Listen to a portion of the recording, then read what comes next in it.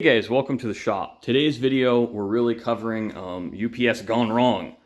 In this case, it's what was used value, a $7,500 gun, is now a expensive paperweight, unfortunately. Long story short, this got hit so hard, not only did the stock snap, but the receiver's distorted.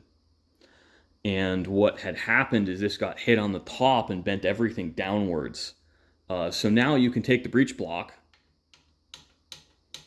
and do that with it. But this is really a lesson, guys, on when you're shipping expensive guns, insure them properly. For lack of a better term, this is really a one-of-a-kind firearm. This is an Axtell Sharps model 1877, and they didn't make a lot of these. This is serial number 99, and now it's scrap iron. This is one fewer gun in the world like this, and the original guns, I think there's only 100 or 200 Sharps 1877s ever made, and she's toast.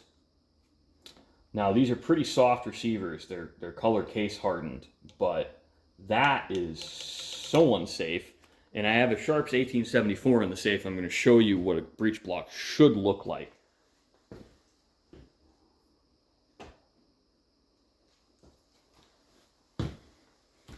So this gun's on half cock. We can open the action. It is unloaded. Put her down. There's no play. Absolutely no play in that breech block. And the reason I don't believe that this had a mechanical issue before it went to shipping is because I am very acquainted with the person I acquired it from, and I know for a fact if it had a mechanical issue like this, he would have disclosed it. But yeah, she's toast.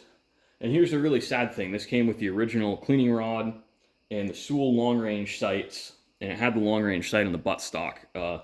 This was an extremely rare firearm. I would bet this is a truly one-of-a-kind gun, and it's fried now. There's nothing I can do to fix it safely. And here's the thing, like, that's the packing materials that came out of the box there. And now noted that you can see, I'll bring it in off camera, you can see the hole. This was hit extremely hard. And there's nothing we can do about it. But back over here, let's talk about what we can do in the future to avoid issues like this. Number one, properly insure your firearms. So in a case like this, I'm going to be out some money because it was underinsured. I can only get so much for it. But also, your declared value is not your insurance. And I think I'm going to have to explain this to the shipper, who in all likelihood doesn't know the difference because they're not a shop that does a lot of shipping, and from the looks of it, this is probably the most expensive gun that's come through their door. And if they pay out, fine, water under the bridge. Like, this is just a cost of doing business, guys. Like, if you ship enough guns, you're going to deal with them getting damaged. I have literally never seen a gun damaged this badly in shipping. I've seen stocks snapped, I've seen front sights damaged, I've seen scope rings broken off. I've never seen a receiver bent or twisted before. This is, I can put a straight edge on it and all my references are off. It's not,